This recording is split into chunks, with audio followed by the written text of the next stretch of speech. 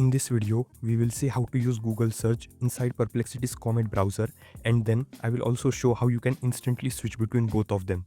If you don't have the Comet browser, you can use the invitation link in the description and download it.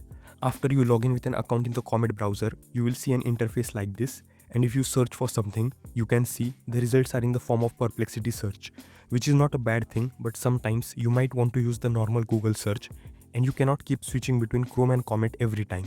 So, an easy fix is click here on this drop down arrow, scroll below and click on settings.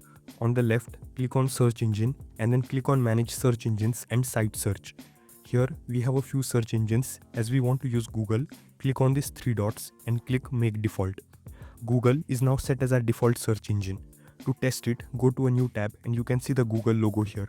If you search for something now, the results will be in the form of a Google search. But if you quickly want to make a Perplexity search as well, you can just type your query here and you can see this is not a Google search. This way, you can instantly get results either from Google search or from Perplexity AI. If you want a detailed tutorial on how to download and install the Comet browser, you can check the video on the left.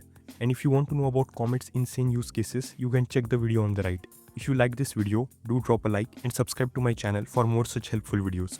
Thanks for watching.